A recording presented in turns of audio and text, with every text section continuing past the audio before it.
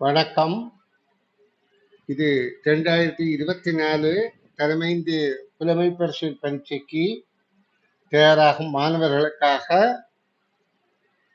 எனது வெற்றிக்கணி எனும் பயிற்சியின் இரண்டாவது பயிற்சி, அதாவது வினாத்தாள் 1 இரண்டாவது பயிற்சி. வினாத்தாள் 1க்கு விடையளிக்கும் பயிற்சிகளை வழங்கிய பின்பு வினாத்தாள் 2க்கான பயிற்சிகளை வழங்க உத்தேசித்திருக்கிறது. இப்ப இந்த வினாத்தாள் 1ல இரண்டாவது பயிற்சி இந்த வெற்றிக்கணி 2 வினாத்தாள் 1 இந்த வினாக்களுக்கு விடையளிக்கும் பாங்கு. முதல்ல 5 உருக்கள் தந்திருக்கு. இதே போல் 4 உருக்கள் தரப்பட்டு நடுவில் வர வேண்டிய வினாக்குறி உள்ள இடத்துக்கு பொருத்தமான உரு யாது என்று கேட்கப்படுகிறது. அப்ப நாங்க இதை உற்று நோக்குவோமா இருந்தால் இங்கே ஏதோ ஒரு மாறுபாடு நடக்கின்றது. முதல் இடமிருந்து பலமாக 2 செங்கோண முக்கோணி இருக்கின்றது. பலமிருந்து இடமாக 2 செங்கோண முக்கோணி இருக்கின்றது. கீழே வட்டம் இருக்கின்றது. நடுவிலே அது சேர்ந்து இரு முக்கோணிகளும் ஒன்றோடு ஒன்று சேர்ந்திருக்கின்றது. அந்த இரண்டுக்கும் உரிய வட்டங்கள் ஒரே வட்டமாகி இருக்கிறது. அப்ப இப்ப எங்களுக்கு என்ன புலனாகுது என்றால், இதுல உள்ள நிலைகளின்படி இந்த முதலாவது உரு இடமிருந்து பலமாக இந்த இடத்து வந்திருக்கு. அதாவது பலமிருந்து இடமாக முதலாவது உரு பலமிருந்து இடமாக வந்திருக்கின்றது. பின்பு இவை ரெண்டும் தான், இந்த குறிக்கப்பட்ட ரெண்டும் தான் இணைந்து இவ்வகையான தோற்றம் அளிக்கின்றது. அப்ப இதே போன்ற மாறுபாடுதான் அடுத்ததுக்கு நிகழ்ந்திருக்க வேண்டும். அப்ப இடமிருந்து பலமாக இங்கே வந்திருக்கின்றது, பலமிருந்து இடமாக இங்க வந்திருக்கின்றது. அப்ப நாங்க இதை உற்று நோக்கினால் இப்ப 2 முக்கோணங்களின் சேரிக்க ஒரு முக்கோணம் இவ்வாறு சேரும், அடுத்த முக்கோணம் அதுக்குள்ள இணைந்து சேரும். அப்ப இந்த கீழே உள்ள வட்டம் இங்க வரும், மேல உள்ள வட்டம் மேலே செல்லும். அப்ப இதன்படி முதலாவது விடைதான் பொருத்தமானதாக இருக்கின்றது. இதுல கொஞ்சம், அதாவது பிள்ளைகள் நிச்சயமாக சிந்திக்க வேண்டும் என்றதுக்காக இங்க மேலே உண்டு கீழே உண்டாகத்தான் தந்திருக்கு. இங்க ரெண்டையும் சேர்த்து தந்துட்டு கீழமைப்பை தராம விட்டு. அப்ப பிள்ளைகள் சிலவேளை இதுதான் பொருத்தம் என்று விடியளிக்க இங்க மாறுபடுது. அப்ப நாங்க உன்னிப்பாக கவனிக்க வேண்டும் என்றதுக்காக தவறான விட இது இல்லை. இதுக்கும் பிள்ளை இது ஒன்றாகுது, அதுக்கும் பிள்ளை 2 வட்டங்கள் இருக்கின்றது, மேலே ஒரு வட்டம் கீழே ஒரு வட்டம். அப்ப இதுக்கும் பிள்ளை முதலாவது உருத்தான் பொருத்தமானதாக இருக்கின்றது. இனி நாங்கள் அடுத்த வினாவுக்கு விடை காணும் விளக்கம் பார்ப்போம்.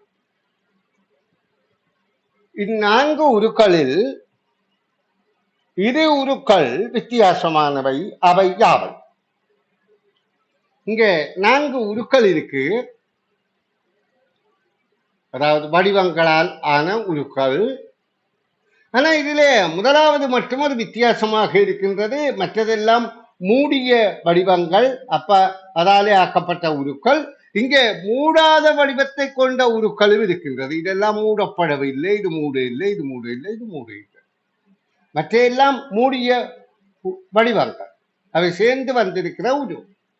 அப்ப இந்த 4 உருக்களில் இரு உருக்கள் வித்தியாசமானவை என்றால் நாங்கள் ஒன்று இதை கருதலாம். அப்ப மற்றது எதை கருதலாம் என்று பார்க்கிற இடத்துல, அதாவது இது முழுக்க வட்டம்தான், இது நீள்வட்டமாக இருந்தாலும் எல்லாம் வட்ட உருக்களாலே, ஒரே வகை உருக்களாலே ஆக்கப்பட்டிருக்கு. இது செவ்வகமாக இருந்தாலும் மற்றது சதுரமாக இருந்தாலும் இது எல்லாம் நாட்பக்களால் ஆக்கப்பட்டிருக்கு. அப்ப இதிலே அடுத்ததுல இறுதியாக இருக்கிற டியில 4 வட்டம் இருக்குது, ஒரு சதுரம் இருக்கு, 2 முக்கோணி இருக்கு. அப்ப வெவ்வேறு வடிவங்களாலே ஆகியிருக்கு. அப்ப இதுல வித்தியாசம் என்று சொன்னால் நாங்கள் ஏயும் டியையும் கருதலாம். அப்ப 3வது விடைதான் பொருத்தமானது. இப்ப நாங்கள் இனி 3வது வினாவுக்கு விடை காணும் விளக்கம் பார்ப்போம். ஒரு நிலையில் 10 பேர் நிற்கின்றார்கள். இடமிருந்து வலமாக 3 கைகோர்ப்புகளும், வலமிருந்து இடமாக 2 கைகோர்ப்புகளும், நடுவில் நிற்பவர்களும் கைகோர்த்து நிற்கின்றார்கள். அவர்களின் கைகோர்ப்புகளின் எண்ணிக்கை யாது? இப்ப இங்க அவதானிக்க வேணும், இதுல 10 பேர் நிற்கின்றார்கள் என்று சொல்லப்படுகின்றது. அப்ப நான் இந்த 10 பேரையும் ஒரு உருவாக காட்டுறேன் பாருங்க. 1 2 3 4 5 6 7 8 9 10 பேர் நிற்கிறார்கள். ஒரு வரிசையில 10 பேர் நிற்கிறார்கள். இந்த 10 பேர்ல இடமிருந்து வலமாக 3 கைகோர்ப்பு. அப்ப 3 கைகோர்ப்பு என்றால் 1 கைகோர்ப்பு, 2 கைகோர்ப்பு, 3 கைகோர்ப்பு. வலமிருந்து இடமாக 2 கைகோர்ப்புகள். அப்ப இது ஒரு கைகோர்ப்பு, இது ஒரு கைகோர்ப்பு. இப்ப நடுவில் நிற்பவர்களும் கைகோர்த்து நிற்கின்றார்கள். அவர்களின் எண்ணிக்கை யாது? அப்ப நடுவில் இருக்கிற கைகோர்த்து நிற்கிறோம் என்றால் இங்க நடுவில் இப்ப இதுல 4, இங்க 3. ஆனா கைகோர்ப்புகள்லாம் இங்க 1 2 3 4 இருக்கலாம். ஆனா இங்க கேட்கப்பட்டது என்ன? அவர்களின் நடுவில் நிற்பவர்களும் கைகோர்த்து நிற்கின்றார்கள். அவர்களின் கைகோர்ப்புகளின் எண்ணிக்கை யார்? அப்ப இங்க நாங்க பார்க்கின்ற போது அவர்கள் நிற்பவர்களின் எண்ணிக்கை 3, ஆனா அவர்களின் கைகோர்ப்புகளின் எண்ணிக்கை தான் கேட்கப்படுது. அப்ப கைகோர்த்தால் இவர்களோடு சேர்த்து கைகோர்த்து நிற்கிறார்கள். அப்ப 3 பேர் என்றாலும் இந்த 2 பேரும் சேர்ந்தோடனே 4 கைகோர்ப்புகள் என்பதுதான் கேள்விக்கான விடையாகும். இனி நான் இந்த பக்கத்தின் 4வது வினாவுக்கு விடை காண்போம். இந்த 4வது வினா,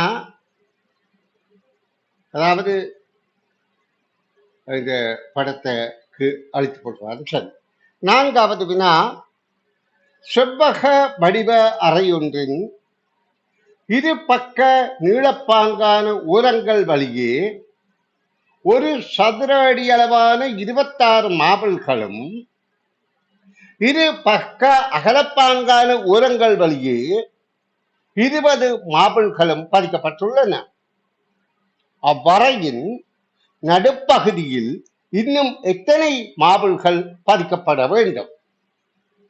பாருங்க, இங்க சொல்லப்படுகின்றது ஒரு செவ்வக வடிவான அறை ஒன்று. செவ்வக வடிவம், நீளம் அகலம், நீளத்துக்கு நீளம் சமன், அகலத்துக்கு அகலம் சமன். இதுல சொல்லப்படுகின்றது இது நீளப்பக்கமான, இதுதான் நீளப்பக்கம், இது நீளப்பக்க பாங்கான ஓரங்கள் வழியே, இந்த நீளப்பாங்கு ஓரங்கள் வழியே 26 மார்பிள்கள் பதிக்கப்பட்டுள்ளன. அப்ப 2 பக்கம் எண்ணிக்கல, ஒரு பக்கம் 13 மார்பிள் இருக்கும், இந்த பக்கம் 13 மார்பிள் இருக்கும். அடுத்து சொல்லப்படுது இது அகலப்பாங்கான், இருபக்க அகலப்பாங்கான ஓரங்கள் வழியே 20 மார்பிள்கள் பதிக்கப்பட்டுள்ளன. அப்ப அகலப்பாங்கு இதுதான். இதுல 20 மார்பிள்கள் பதிக்கப்பட்டிருக்காம். 20 என்றால் ஒரு பக்கத்துல 10, இங்க 10, இங்க 10. நன்றாக விளங்கிக் கொள்ளுங்க. இப்ப கேள்வி என்ன, இந்த நடுப்பாகத்தில் வர வேண்டிய பதிக்கப்பட வேண்டிய மார்பிள்களின் மொத்த எண்ணிக்கை யார்? இப்ப எங்களுக்கு தெரியுது இது மொத்தம் 13 இந்த வரிசையில நீள வரிசையில 13, இங்கால நீள வரிசையில 13, இங்க அகல வரிசையில இந்த பக்கம் 10, இங்கேயும் 10. அப்ப இங்க இன்னும் பதிக்கப்பட வேண்டிய மார்பிள்களின் எண்ணிக்கை எவ்வளவு என்பதை நாங்க இதுக்குள்ள இருக்கிற அளவை கொண்டுதான் தீர்மானிக்க முடியும்.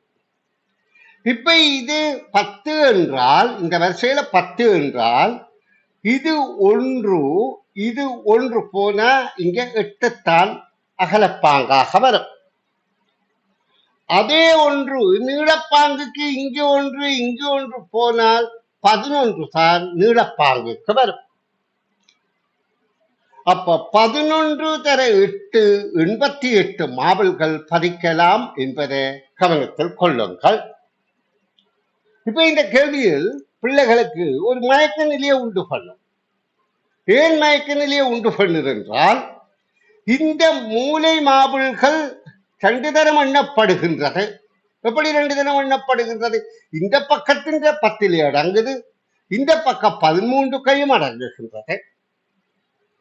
எங்களுக்கு நீளப்பாங்க அகலப்பாங்கன்னு தான் சொல்லப்படுது ஒழிய அங்க இருக்கிற மார்பிள்களின் எண்ணிக்கை இங்க 10 என்றால் இங்கு 1 இங்கு 1 இங்கு 8 தான்.